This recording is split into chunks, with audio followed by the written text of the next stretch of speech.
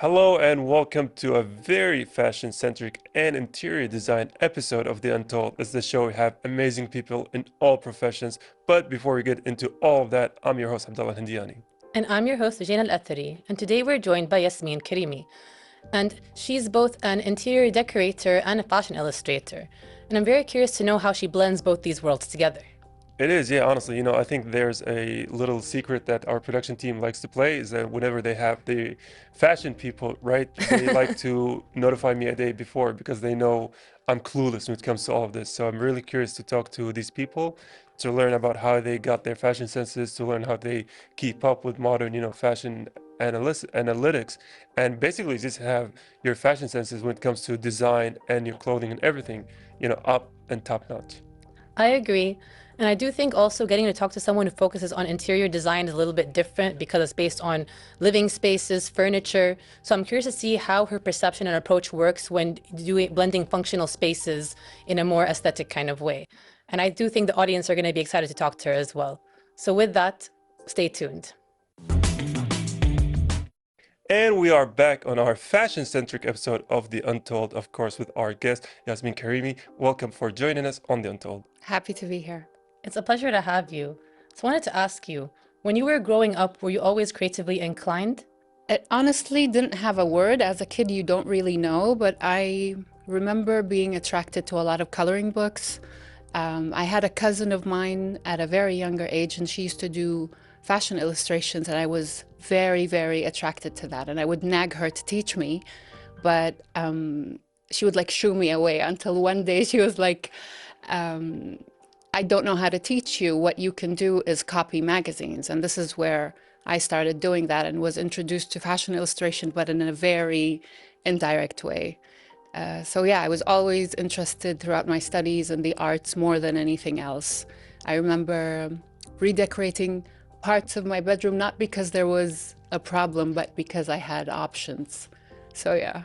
It is. It's always great to see those childhood dreams turn into career paths. Exactly. And speaking of which, being in this kind of industry, it's like a lightning in a bottle, right? Mm-hmm. It's not something, like people say, it's 100% guaranteed, especially here locally. True. So how did you came upon the decision or chosen the path to have this as a career instead of just focusing on hobbies and etc.? It wasn't like I wish I had a cool story to say, oh, this is a lightning bulb, this is how it happened, but it was more of accumulative choices that happened along the way. I originally studied marketing, business, and advertising, and I think I was attracted to that because it had a lot of creativity. So while I was doing my master's, my thesis was in fashion brands and comparing them across cultures in consumer behavior and visual merchandising. So my professor at the time, because she saw that I was passionate about it, advised me to go into interior design. And this is where I kind of shifted, but only for myself, not thinking this was going to be like a career.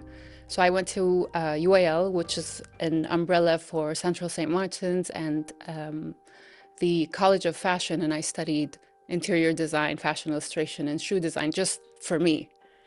And at the time, I didn't even tell my parents because we basically sent you to get a master's degree and that, you're doing all of these extra things on the side. And when I came back, was the realization was more clear because I saw a path without that. So this was the shifting distinction that I cannot not work in this field. So I think it was just, that's how I got to it. I feel like sometimes that does happen where things kind of happen more organically. Right. Like a certain number of events, they kind of snowball into the thing you want mm-hmm. or thing that you find yourself choosing. Mm-hmm. But it's not always what you decide in the very beginning. True. I think especially because you're told at a young age to pick what to do and your interests are going to evolve as you get older. Yeah, this is like the more rational, more safe option that you go into. And that's kind of, if you're listening to the advice of your elders, mm-hmm. your family, they always tell you pick something with a safety net. No one wants you to take a risk because they're afraid that it may not work out. True. But it's more when you grow into yourself that you kind of find yourself, like, as you said, at a young age, you always liked this kind of stuff. Right. You were around people who were creative as well. And I wasn't like discouraged from it, but it was always looked at as a hobby, something on the side, but not your main event. It makes sense. Yeah. And I also love how you went to marketing and we're focusing on the fashion side of branding and everything, because you kind of linked it into the stuff you love anyways. And honestly, it's also the consumer behavior, because everything behind that, or my personal interest, was how all of this is linked to us humans and how we interact with everything around us, basically. I mean, that's really cool. How would you describe your design philosophy then, in your own words? My philosophy is my personal aesthetic is very transitional. So I like to mix between classic and contemporary and not stick to one side of an extreme, because I think tension creates like very beautiful harmony. And this is also what I try to create on Lookbook Living, is to give people that kind of knowledge of what goes behind everything, and not to narrow it down to a certain classic or contemporary or edgy, and be limited in what they do or what they choose. It is. And, you know, speaking of which, you know, when it comes to fashion, there's a fine line between having your own style and keeping up with the trends. You know, sometimes if your style is too much off the road of the trends, people are not going to follow. But if it's just the trend, people are going to go elsewhere. So how did you find your voice within this kind of, you know, fashion industry, where it really depends on a lot of margins of details? I think this comes with experimenting. I think it comes with you trying what you like and what you don't like. And I think trends are very human. I think we look down at trends, but it's a very natural human interaction to bond with a trend or like a trend. It's not lack of taste, because a trend is kind of a belonging. So it's there for a reason. And a lot of what we call classic right now has, you know, at some point started as a trend, but because it had context and meaning and like a social weight to it, it turned into a classic. So I think the way for us to interact with trends is just evaluate if they'll work with us, they'll add to us, and if not, just appreciate them, and you don't have to ride the wave. I think it's really cool what you said about how all trends kind of started, like all things that are considered classic now started as a trend. I think most people don't realize that, especially if they see something that's really old, they forget that maybe at the time when that kind of became a thing, it was something just trending. It wasn't the usual style. Yeah. So I do want to ask you, like, are there any trends at the moment that have piqued your interest? Not a specific trend, but maybe like the pendulum swinging between being very maximalism and very minimal. Like I'm seeing a split on both sides, and I think that's just a reaction to what's going on in the industry, because we're oversaturated with the middle of nothingness and overconsumption. So I think people want to stand out, and they're swinging between two. There's also a leaning towards appreciating vintage, which I also appreciate, so that I like seeing. Not thrifting, not that it's bad, but vintage as in you're buying from a specific period of time for craftsmanship, while thrifting is, it could be last season and you're just, you know, repurchasing it. And, you know, what about the creative process itself? You know, you're coming upon a project with a blank, you know, page. How do you approach it? You know, do you listen to the music? Do you go on walks? Do you have, you know, certain processes to find your ideas, to find the image you're seeking? Or is it just spontaneously, you know, whatever comes upon? It's basically a lot of questions. Let's say if I'm writing or designing or whatnot, it's a lot of questions to find out what I'm creating, why it's done, what its services, what it will serve, and then you add the aesthetics. So the decorating or the object going in is like the last step. But I have to, like, especially if it's with a client, they sometimes feel very uncomfortable because I'm asking very personal questions, and, you know, they get caught off a bit. But yeah, it is how I can, like, if I get the client, I'm going to get the space or the room or the project I'm working on. Okay, so give us an example, for instance, like walk us through your process. Let's say you have a client, you have a blank room to design or decorate. What's the first step? How do you go about it? I'm gonna ask them to basically give me a walkthrough from the moment they wake up to the moment they go to sleep. Let's say, for example, it's a bedroom that we're going to do. I need to know what the person is feeling, what they don't like before what they like, because that just eliminates a lot of things. And people think I'm going to go in and present furniture and color, and it's nothing like that. It's I need to know what is not working in your space and how to elevate that and make it work for you. So it's a lot of detailed questions of what's missing and how you want to feel, because at the end of the day, it's a space that you're going to be occupying.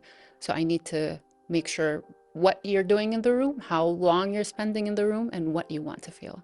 And is this where the experimentation came, where you just, mentioned it earlier, where the client, talks about maybe they're feeling down, they're feeling not okay there, they have this kind of emotion, connected with this room. And then through those kind of experimentation, you know what colors to pick, you know what kind of, decor to have, what kind of furniture. Yes. So is this where experience comes from? I'll give you an example. I had a client of mine that did her bedroom herself, and she just wanted to do a makeover for the room.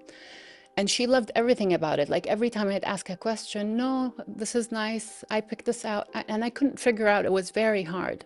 So I started coming in from another angle. I'm like, list me places that you don't like, that you've traveled to and you don't like. So long story short, it was a certain hotel room that she just sent me a picture of and said, I don't like it. And I looked at it, there was nothing at the room that I can pick out, but I noticed the bed frame. And I asked her what happened. And she said it was just a very bad trip, la la la la la. So what we ended up was we just changed the frame of the bed. And another issue that she was complaining about, just while talking casually, that she did not like that when she woke up, her coffee area was very far away. So by fixing that bed frame and creating, like in her corridor to her closet, a small coffee area that serviced her, and I didn't tell her what changes. After a while, she told me, what did you do? Like, she didn't even notice what was done. And I'm like, do you feel more comfortable? She's like, I haven't felt that good in a long time in my own bedroom. Wow. So sometimes it could be this little psychological link that you don't even notice that's there. So it's just a little bed frame that was exactly like the hotel that she had maybe a bad experience in or whatever, that was just throwing her whole day off.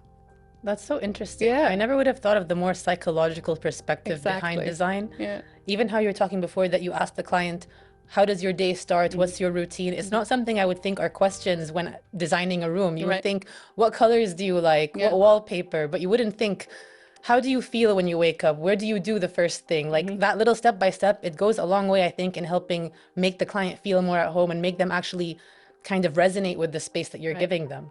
But how is it working with clients? Because I can't imagine it's always a walk in the park. It's not, because it's very emotional. You're basically trespassing into someone's life and you barely know them. So it's only normal for there to be like a gap, and you're building a relationship like any other relationship. So there are arguments, there are disagreements, which is normal. But I think with practice and experience, you know how to handle this. So yeah, it's not easy. It's not. I love the emphasis on understanding people to make the connection to the place that is close to them, which is their homes. And I think that's one of the finest ads for having an interior design for the people watching. With that being said, we are going to take a very quick break. We'll come right back after this one. And we're back from that short break. So we were just discussing, how you approach design and everything. And I do want to ask you, what is it to you that makes a piece or a room or something like be timeless rather than temporary? Temporary is a reaction.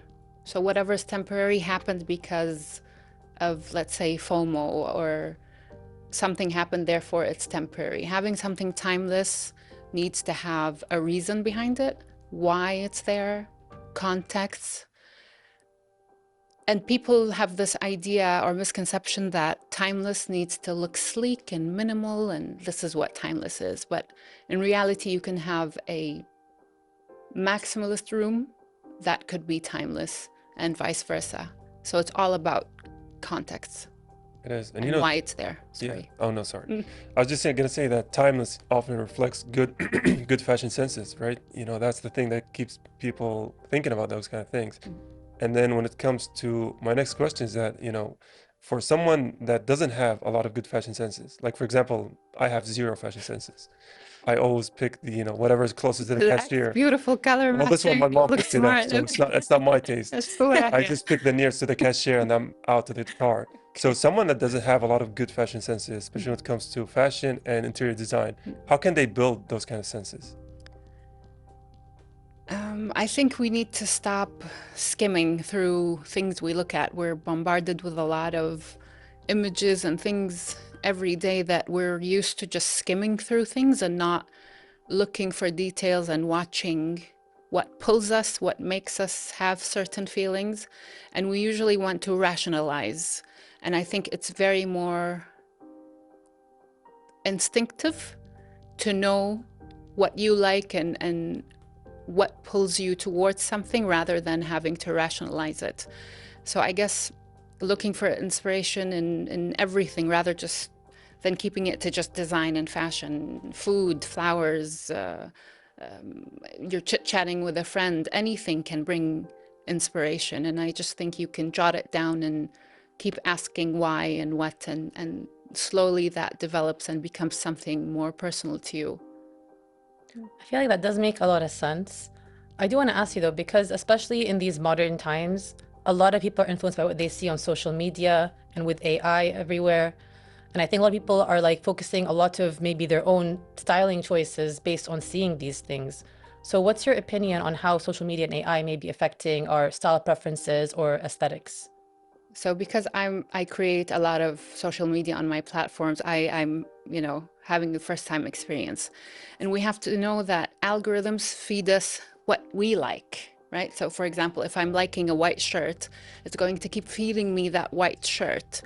So our taste or what we receive can be cornered, but when we have that knowledge, we can divert and make sure that we're not being forced to be looking at one thing.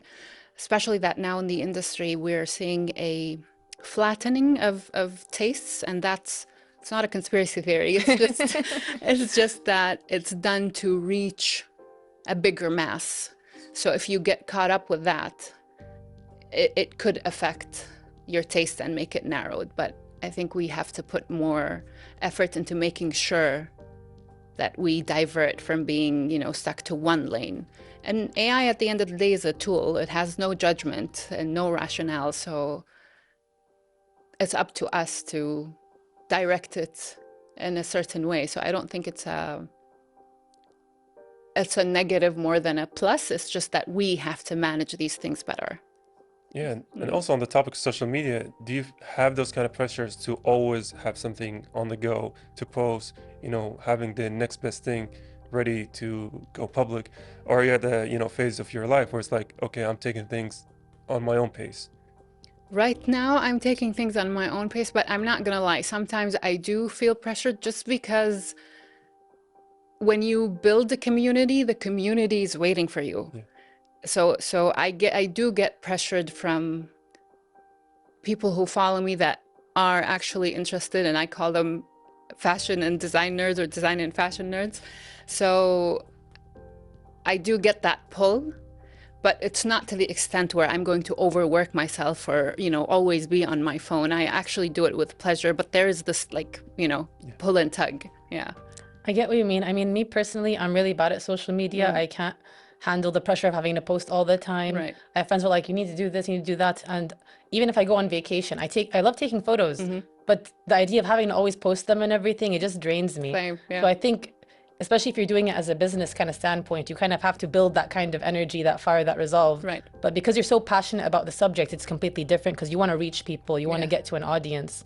You kind of get a sense of responsibility after a while, especially if people are actually interested in paying attention. So yeah. And I do like what you said about how, it's there as a tool, like it shouldn't lead us, we should be leading it. Exactly. I really loved the way that you put that. Yeah. I do want to ask you though, because we also live in a kind of era of mass production and, fast fashion. So do you think that's also been having an effect on the creative standpoint of how fashion and design work?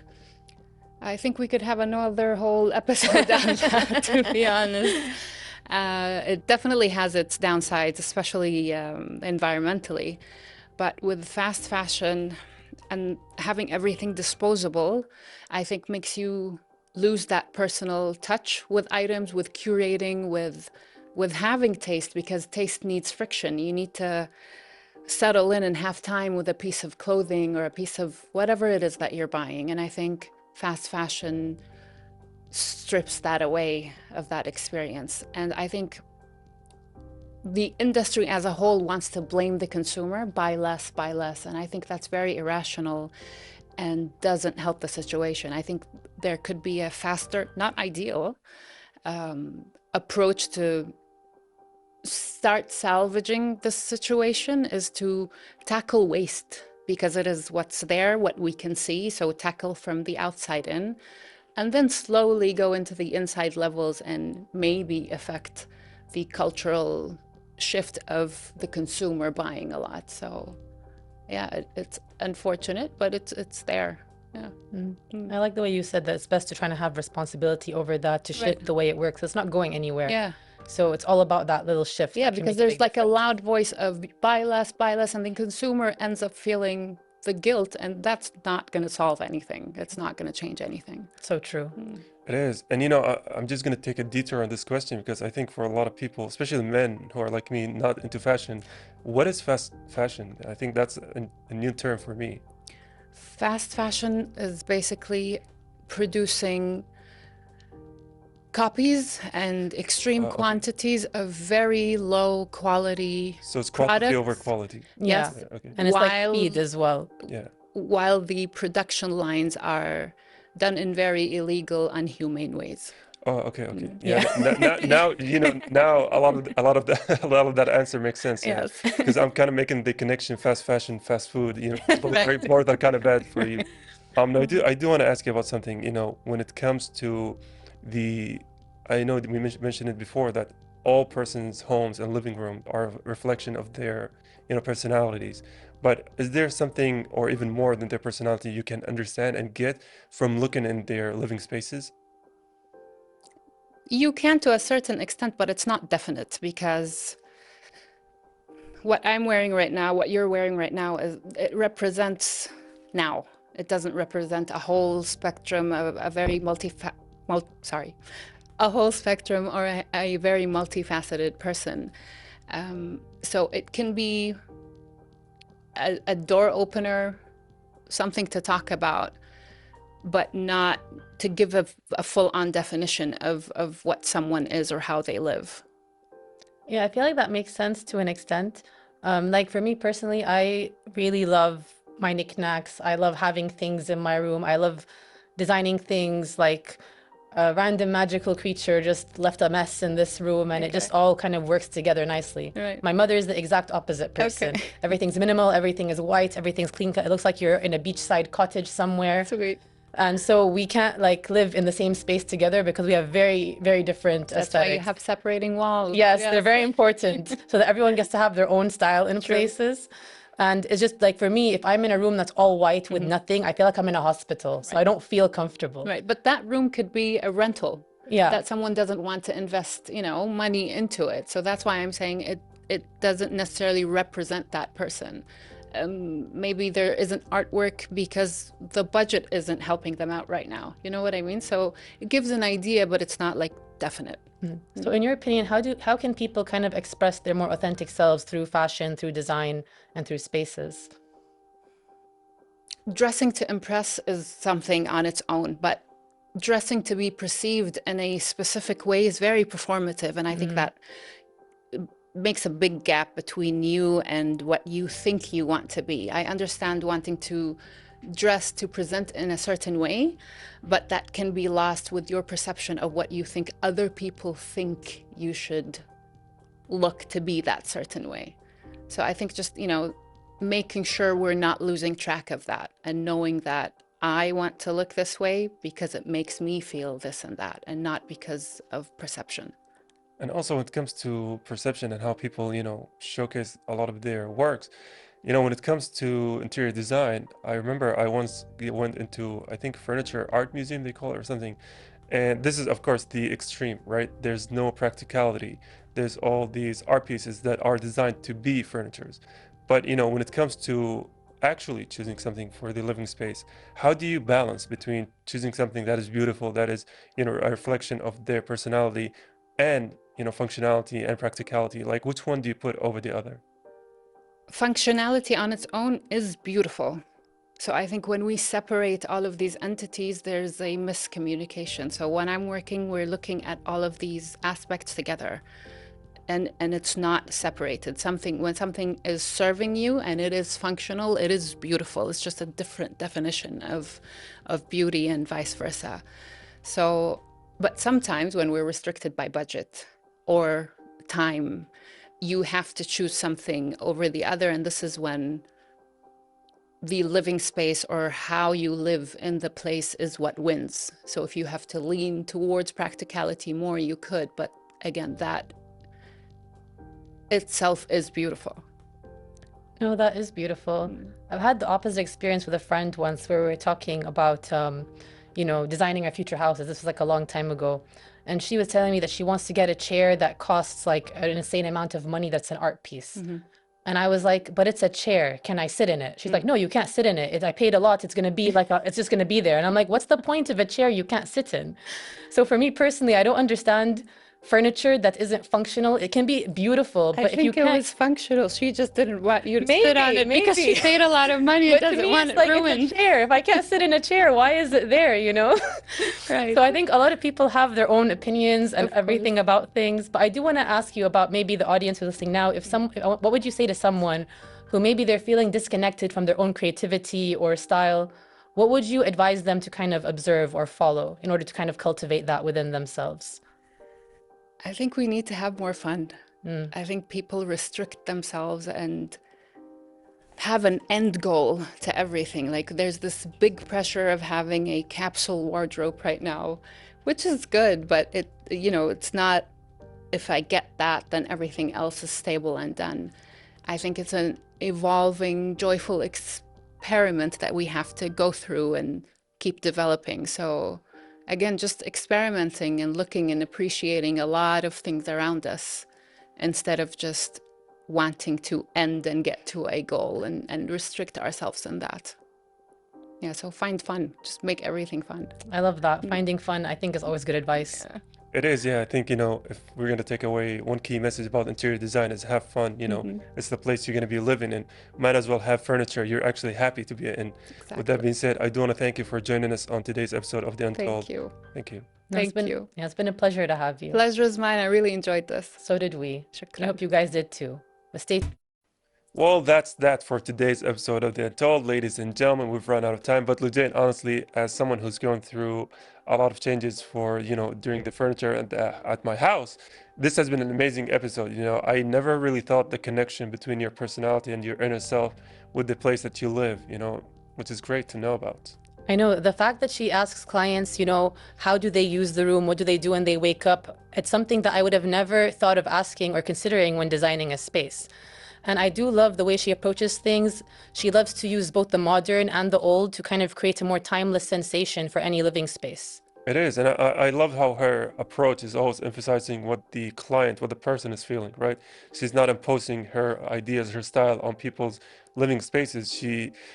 I mean, off camera, she said one of her clients got angry at her. She's like, you're asking way too many personal questions, and that's the kind of thing you want from an interior designer, right? Is a person who can understand you to give you the choices that better reflect your home environment. But unfortunately, Lujain, I think we've run out of time for the episode. I agree. And I think also I love the message she left us with, which is to have fun and just have fun in everything you do. And that will help you have the best living situation for yourself. And I hope the audience also learned to have fun as well. We'll see you next time.